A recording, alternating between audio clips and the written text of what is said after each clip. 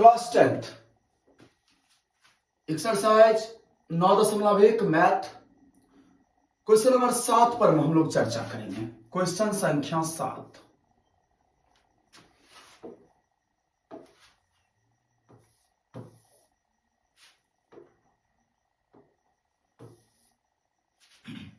ध्यान दें, प्रश्न का रहा है 7 नंबर। भूमि के एक बिंदु से, मान लीजिए जमीन पर का यह बिंदु है ए, एक 20 मीटर ऊंचे भवन, और ये बीसी क्या है मेरा 20 मीटर का भवन है। बात समझ गए?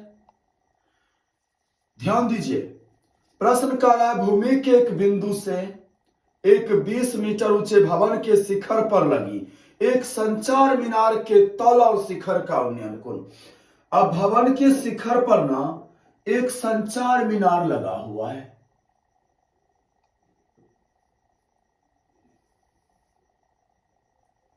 मान लीजिए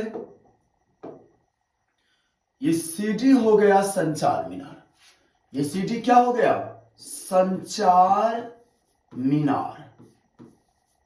समझ रहे हैं आप लोग?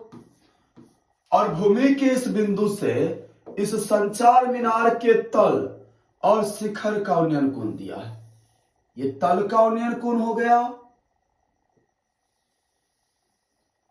और ये शिखर का उन्नयन कोण हो गया। बात समझे? और ये दिया कितना है, तल का उन्नयन कोण है 45 डिग्री, मतलब ये एंगल है 45 डिग्री, ये इतना दूर, और ये पूरा जो एंगल है पूरा एंगल ये है 60 डिग्री। सवाल समझ में आ गया?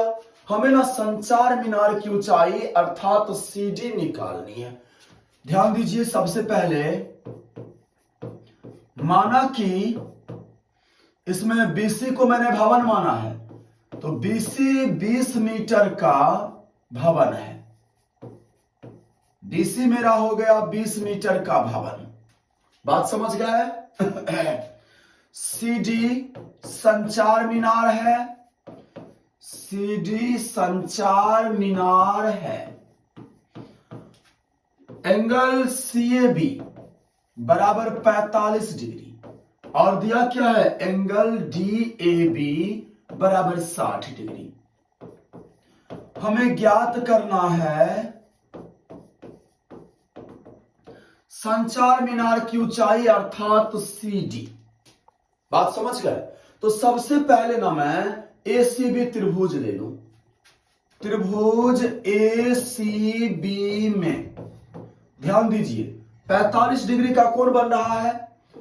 tan 45 बराबर हो जाएगा बीसी बट्टा एबी होगा। tan 45 का मान 1 होता है, 1 बराबर बीसी के बदला में आप कितना लिखोगे, बीसी के बदला में 20 और बट्टा एबी। अगर आप इसको ब्रजगुणन करते हो ना तो एबी बराबर 20 मीटर निकल गया। अब मेरे पास एबी ये आ गया 20 मीटर, ठीक है ना। अब मैं बड़का त्रिभुज ले लूंगा, त्रिभुज डीएबी में ले लिया डीएबी त्रिभुज। उसमें tan 60 बन रहा है, तो tan 60 डिग्री बराबर डीबी बट्टा एबी। tan 60 का मान होता है √3, और डीबी ध्यान दीजिए यहां डीबी यहां से यहां तक है ना, तो डीबी के बदला में मैं लिख सकता हूं सीडी प्लस बीसी बट्टा एबी। कोई डाउट किसी को? अब इस पर आप वैल्यू पुट कीजिए। √3 बट्टा 1 बराबर सीडी के बदला में मुझे सीडी ही लिखना है क्योंकि सीडी निकालनी है, और बीसी के बदला में आप क्या लिखोगे 20 बट्टा नीचा में ये भी है हर में, और हर के बदला में आप क्या लिखोगे 20, क्योंकि हमने हर का वैल्यू एसीबी त्रिभुज से निकाल चुका हूं, तो इसके बदला में भी 20 लिखो, ब्रजगुणन कर दीजिए। सीडी प्लस 20 बराबर 20√3, या सीडी बराबर हो गया 20√3 माइनस 20, देन सीडी बराबर इसमें से आप 20 कॉमन कर लो, √3 - 1, ये हो गया आंसर। बात समझ गए? अर्थात मीनार की ऊंचाई कितना निकला? 20 into root 3 minus 1, 20 into root 3 minus 1, ये मेरा आंसर हो गया। अब हम लोग चलते हैं सवाल नंबर दूसरा। वो प्रश्न भी जो है ना सेम इसी टाइप का है, थोड़ा इससे चेंज है। प्रश्न संख्या 8 चैप्टर 9.1 क्लास 10 पेज नंबर 226 में एनसीईआरटी के मैथ में ये प्रश्न मिलेंगे। प्रश्न संख्या 8 कह रहा है कि एक पेडस्टल के शिखर पर, पेडस्टल का मतलब हो गया मूर्ति जहां रखी जाती है ना उसके नीचे का बेस, ठीक है। प्रश्न कह रहा है, पहले तो आप जमीन बना लो, ध्यान दो, ये भूमि हो गया, ठीक है ना, और इस भूमि पर ये पेडस्टल है, ये पेडस्टल हो गया। पेडस्टल के शिखर पर एक मूर्ति रखा गया है, ये मूर्ति हो गया, ध्यान दीजिएगा। ये ए बी पेडस्टल है और एडी हो गया मूर्ति। मूर्ति की लंबाई दिया है ऊंचाई 1.6 मीटर, ये 1.6 मीटर का ये क्या है? मूर्ति है, और ये हो गया पेडस्टल। ध्यान से देखिएगा, प्रश्न फिर क्या कह रहा है? प्रश्न कह रहा है जो भूमि के एक बिंदु से अर्थात सी से पेडस्टल के शिखर का उन्नयन कोण 60 डिग्री है। इस बिंदु से पेडस्टल के शिखर का उन्नयन कोण है 60 डिग्री। ये पूरा एंगल 60 डिग्री है, बात समझे। और पेडस्टल के आधा शिखर का, ध्यान दीजिए, क्या रहा है प्रश्न? भूमि के एक बिंदु से मूर्ति के शिखर का उन्नयन कोण 60, ये मूर्ति का ये शिखर हो गया ना डी, तो ये मूर्ति के शिखर का ये जो उन्नयन कोण बना है ये 60 डिग्री है, और पेडस्टल का शिखर तो ये हो गया, पेडस्टल के शिखर का उन्नयन कोण उसी बिंदु से है 45 डिग्री। तो काफी हद तक हमारा ये जो चित्र बना है ये पिछले सवाल जैसा है, ये 45 डिग्री और ये पूरा दिया है 60 डिग्री, ठीक है ना। हमें निकालना इसमें पेडस्टल की ऊंचाई अर्थात ए बी, बात समझ गए। पिछले क्वेश्चन में ए बी दिया था, ये 20 दिया था, और हमें ये निकालना था, इसमें वो दिया है, ये निकालना है, दोनों में इतना ही अंतर है, ठीक है। और ये वीवीआई सवाल है, ध्यान दीजिएगा सब।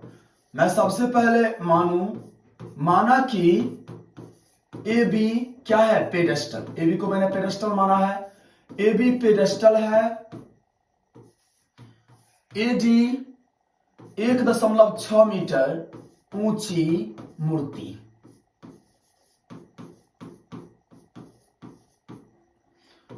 कोण एसीबी 45 डिग्री और कोण डीसीबी 60 डिग्री हो गया। हमें बाबू ज्ञात करना है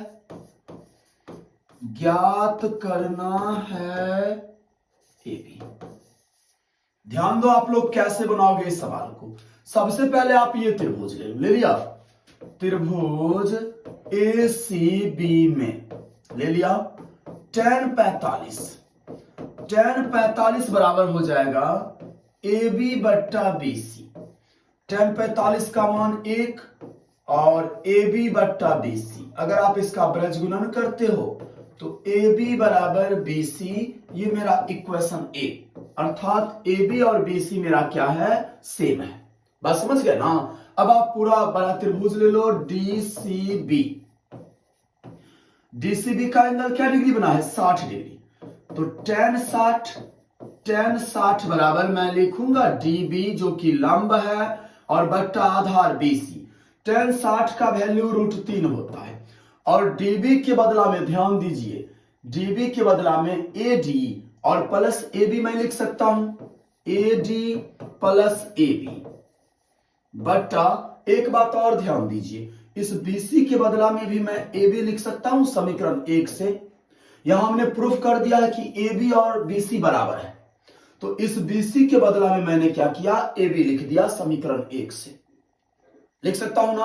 अब चलिए √3/1 बराबर AD का वैल्यू तो मुझे पता है 1.6 और प्लस AB/AB। अब आप इसका ब्रजगुणन कर लो, ध्यान दो।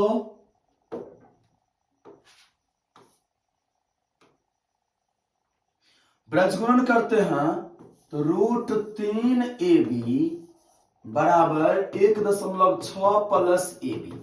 ये भी इधर चला जाएगा बाया पक्ष में तो माइनस में चला जाएगा। √3AB माइनस AB बराबर 1.6। आप इसमें से AB कॉमन कर लो। AB जब आप कॉमन करते हो तो √3 माइनस 1 बच रहा है बराबर 1.6। अब या मैं इसे लिख सकता हूं AB बराबर 1.6 बट्टा √3 माइनस 1। अब यहां हर का परिमेय आप कर लो तो 1.6 इसको मैं गुना करूंगा √3 प्लस 1 से और बट्टा √3 माइनस 1 इसको मैं गुना करूंगा √3 प्लस 1 से, ठीक है ना। तो 1.6 इंटू √3 प्लस 1 बट्टा a minus B into A plus B पर इसको तोड़ दो आप, a square minus B square 1.6 √3 plus 1 बट्टा √3 को √3 से मल्टीप्लाई करते हैं 3 माइनस 1.6 इंटू √3 प्लस 1 बट्टा 3 में से गया 2, अब दूसरे से आप काट दो तो 0.8 इंटू √3 प्लस 1 ये मीटर। ये हो गया मेरा क्या चीज, पेडेस्टल की ऊंचाई। ये मैंने पेडेस्टल की ऊंचाई निकाला। बात समझ में आ गया। अब हम लोग चर्चा करते हैं सवाल नंबर 9।